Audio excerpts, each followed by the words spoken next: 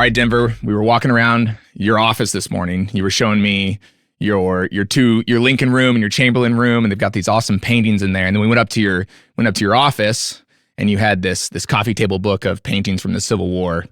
And I asked you, hey, what's one of your favorites? What's something that stood out? And you turned to this picture of Robert E. Lee and General Jackson having a pretty intense conversation.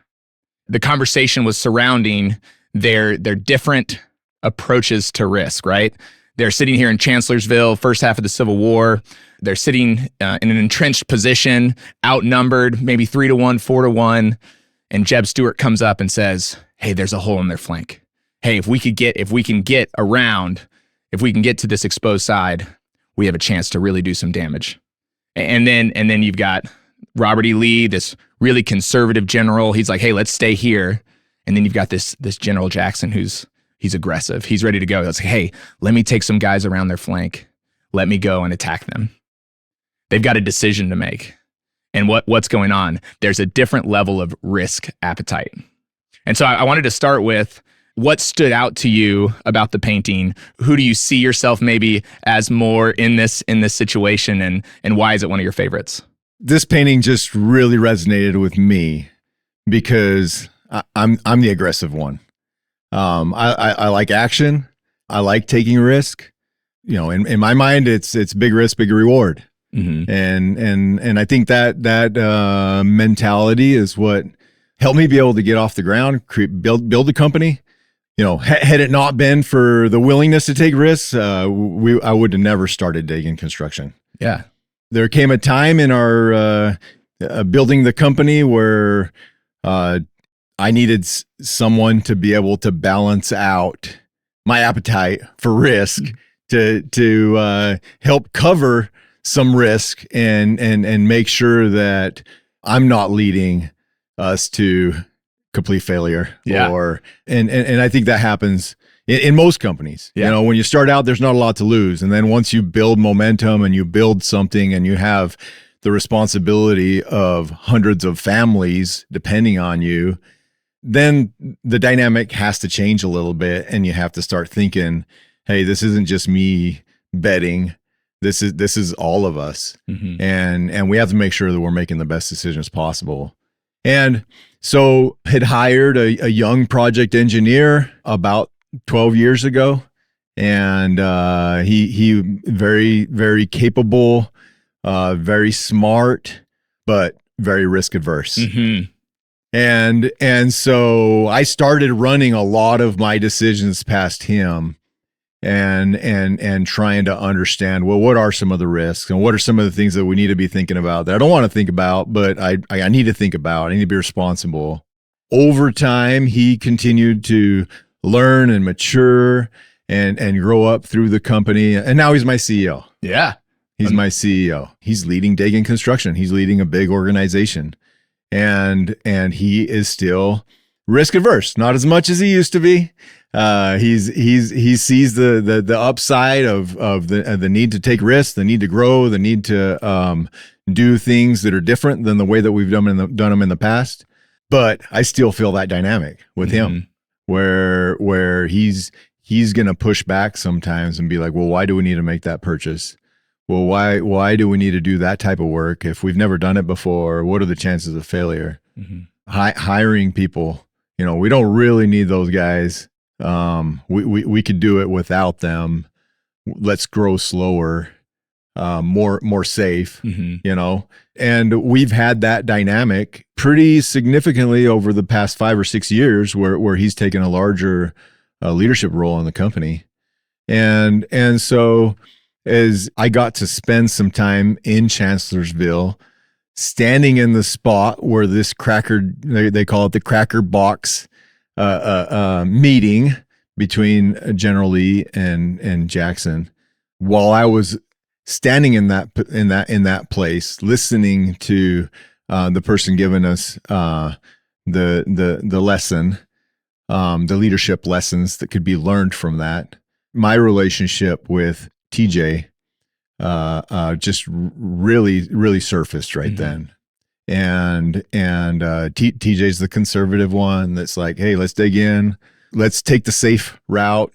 And I'm the one I'm conscious of it, and I'm trying to do a better job at not making those types of decisions that would put us in a lot of risk. Mm-hmm. But then I also saw that this action that came out of this meeting was decisive. Mm-hmm. Was decisive for this battle. Mm-hmm. Had this not happened, there was a higher chance of failure, since the Confederates were outnumbered 3-1. Yeah. So many of our listeners, if they're in that early stage, that point where, man, they've placed the bet. They're like, I'm going to start this business, or, hey, I'm going all in on this business. We're going to go take ground. They've got a sense of maybe healthy aggression being the key here. What's a lesson that those leaders need to hear as it relates to understanding your risk, your own risk appetite? Maybe a lesson you had to earn the hard way, right? In the early days before TJ came along.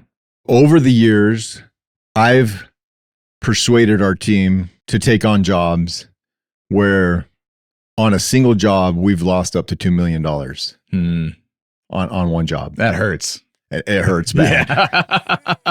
Yeah. Coming away from that, I'm like, I don't want to do that again. Mm-hmm. That wasn't fun. Yeah. Luckily we were healthy enough to be able to absorb a loss like that. Those are hard lessons to learn. Yeah. And those are situations where you come back and you're like, man, I really need to listen more to those people who are saying, hey, that's probably not a good idea. Yeah. The British don't say lesson learned, they say lesson observed, right? Right. I've observed the lesson. The lesson is, manage risk wisely. I mean, and circumstances are what they are. It might have been a good decision at the time.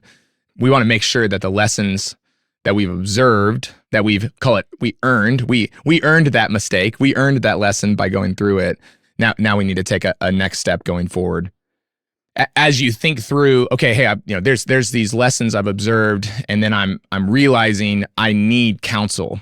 One of the words you used a second ago was persuaded. I persuaded my team to take on these jobs. When I think about this painting, which, by the way, we'll put a link to in the show notes to this painting so you can see it. But if you find a real one, you have to promise me to send it to Denver, because he's still looking for yours, right? Right. I'm looking for one that I need to put in my office. That's right. Except it's sold out. It's sold out, and they're hard to find. So there you go. Shoot your shot. Go find us one, and we'll see what we can do. Now, you use the term persuaded. When I think about this painting, the painting is such that Jackson is trying to persuade Lee, hey, no, don't stay entrenched here. Let me take some of the troops and go around and attack, right? Let me take this more risky, aggressive maneuver. Where maybe in your kind of middle stage, as you and TJ are starting to develop this trustworthy collaborative relationship, with you in that CEO role and him kind of more in that, that integrator role, where have you guys learned to practice healthy persuasion? We've studied EOS, and that really did help us understand the differences in our roles between a visionary and an integrator. Mm-hmm. That helped us be able to see that, man, it's really important to have a good integrator, and it's also really important to have the visionary, right? And we have our place.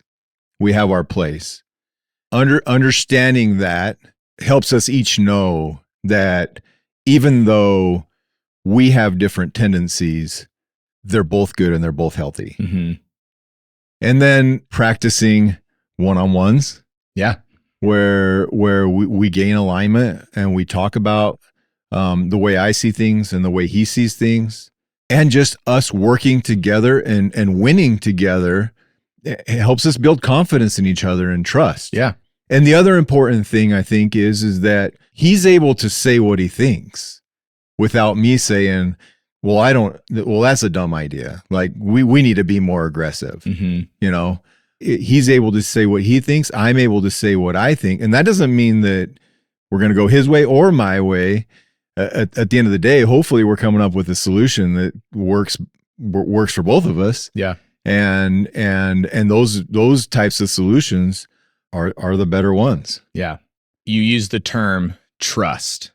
can you help some of the folks who are maybe trying to find their integrator, or they're in their early stages of finding that partner, that other side of the push-pull equation, whether you're the hyper-aggressive entrepreneur that's like, I got to go be taking ground constantly, or you're that more risk, technician manager type who has slowly, steadily built your business, but you realize that you need a little bit more aggression. You need someone to help you say, that's a good bet to go take. What is some advice you'd give to those folks who are starting out that relationship to make it open, honest, collaborative, and ultimately trustworthy? Right. I think the first step is to actually understand yourself and what your own tendencies are. Yeah. If I'm blind to that, then it's going to be hard for me to even know what to look for. Mm-hmm. First off, once I know what my tendencies are, then I know what it is that I'm putting the company at risk for. Mm-hmm. Whether I'm so risk adverse that I'm going to prevent the company from innovating and adapting to the market, or I'm so biased for action that I'm just going to drive the company off a cliff. Mm-hmm. And so I think the first step is understanding your own bias and your own tendencies. And then for us, it was well, who is that natural person who is performing at a high level, mm-hmm. who tells the truth, who has the courage to speak what he says and stand up for what he believes, who also is respected. Yeah. Right. Has earned the respect of the team. Yeah.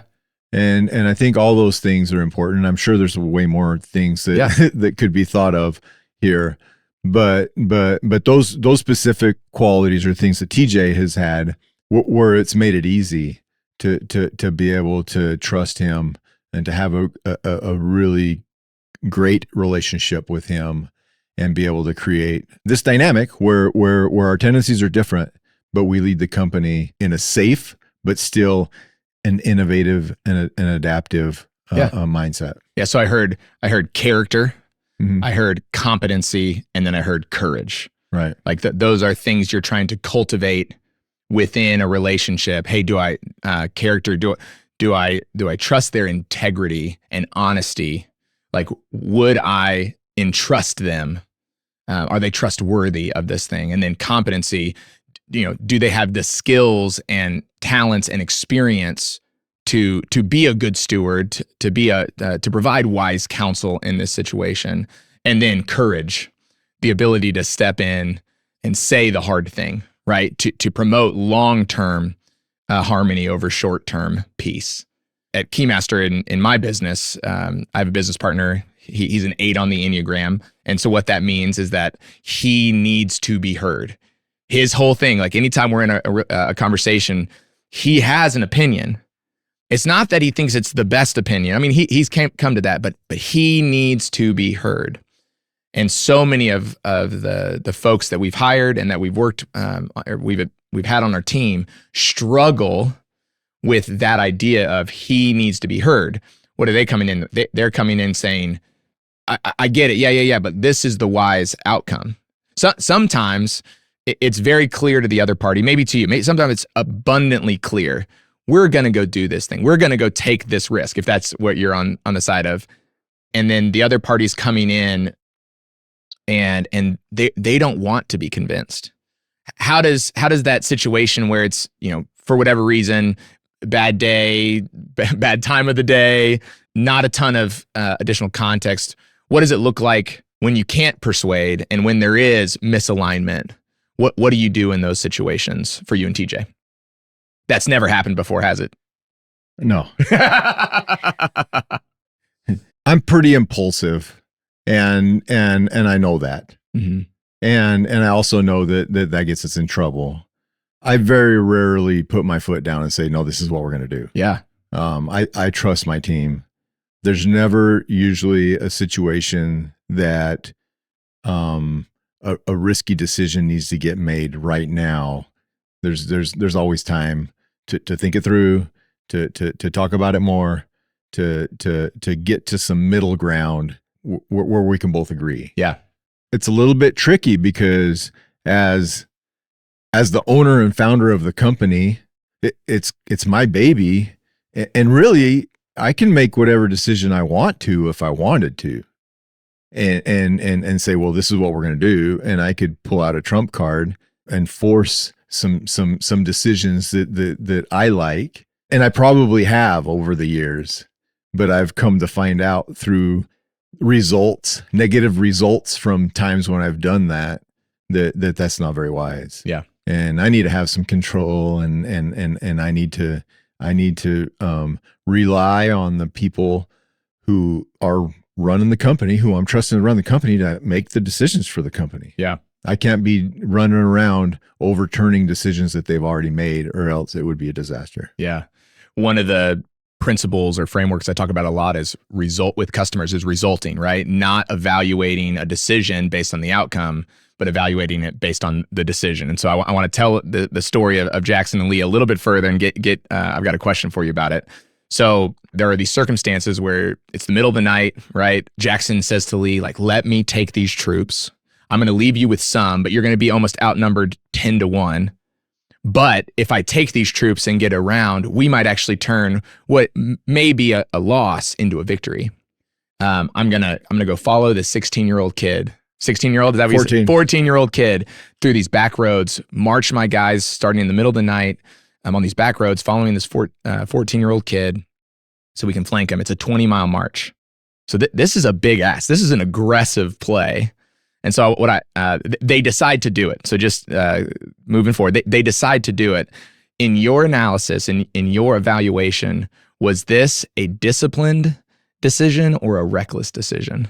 It was disciplined. Okay. It was disciplined, and it was because there was a very high level of trust between Lee and Jackson.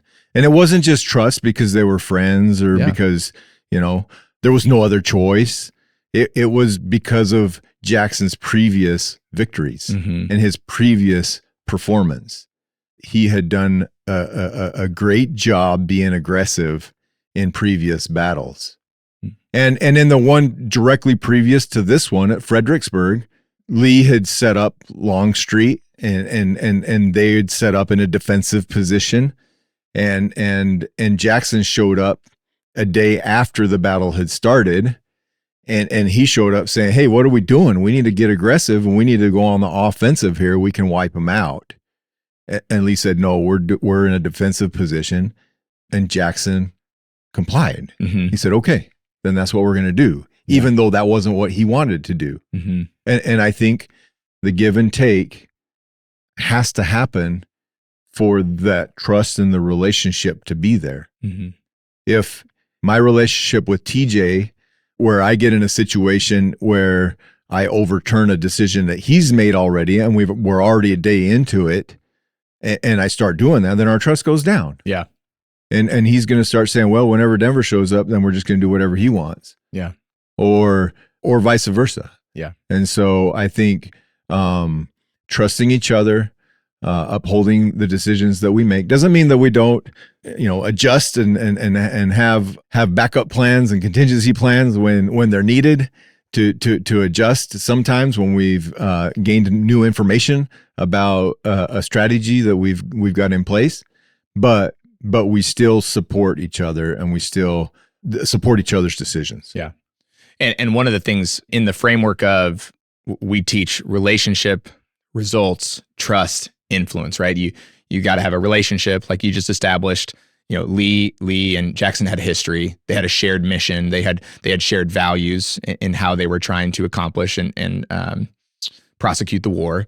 Results. Jackson had proven that he could get the results that he was telling to Lee. Maybe not proven that he could get this specific result, but he's proven he can get results in the past. And Lee's trying to believe that. And then trust. Whose best interest are they operating in? Jackson's not trying to get away from a fortified position. He's not trying to get away from a loss. He's trying to operate in the best interest of everyone that's in that army at the time. And so what happens? He ultimately gets influence with Lee and gets to make that decision. And one of the things that he does is, he doesn't go through this framework exactly, but this is what we teach in coaching, is risk equals threat times vulnerability, right? Threat times vulnerability.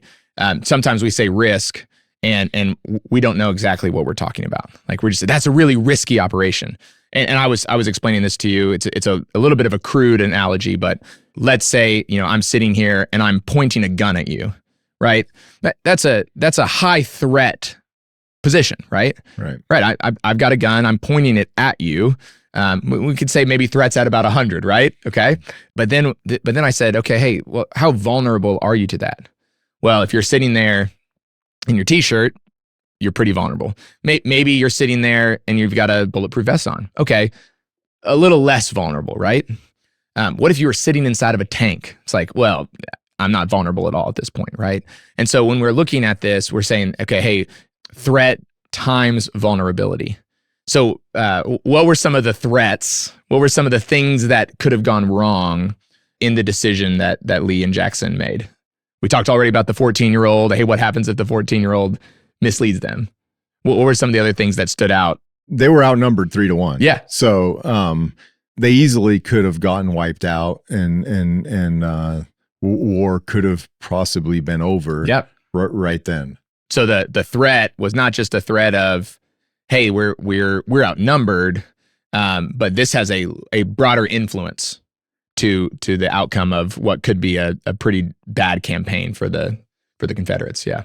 Right. And so what about vulnerability? What were some of the things that they potentially did to prevent this decision from going poorly? They came up with a plan that Hooker was not expecting. Yeah. He didn't think it was possible to get flanked in this situation. Mm-hmm. He was not prepared. They were entrenched facing the opposite direction when all of a sudden Jackson showed up. Mm-hmm. It's, hey, there's a high likelihood of this positive outcome. Yeah, we're talking about these negative outcomes, and we could spend all this time saying like this is a real issue, but one of the things you can do to mitigate your risk is to reduce your vulnerability. Not just reduce your vulnerability in this case, being attacked, at this point 10-1, but reduce your vulnerability in the battle lasting long enough, right? Lasting long enough for him to actually try it. At this point, they wake up at 3 a.m, they march out, they flank them, and they end up winning the battle, right? That's the outcome. And like we said, we don't want to look at outcomes as the evaluation method of the decision. But in this case, this they call it the Lee Jackson bivouac is where the location is, right? Where they have this cracker box conversation. They go through a rigorous, disciplined conversation. They use trust and influence. And then what ultimately they do is they get alignment, right? Jackson goes and does it. Lee commits. He commits. They entrench. I know this wasn't at Chancellorsville, but you were telling me a story of the Confederates lighting a bunch of campfires at night to make the Union think that there was more people there, right? They've got some tactics. They've got some alignment. This is what we're doing. We're on this path, and we're in it together. And so ultimately, Jackson goes around. They win the battle, and this becomes one of Lee's greatest victories in the war.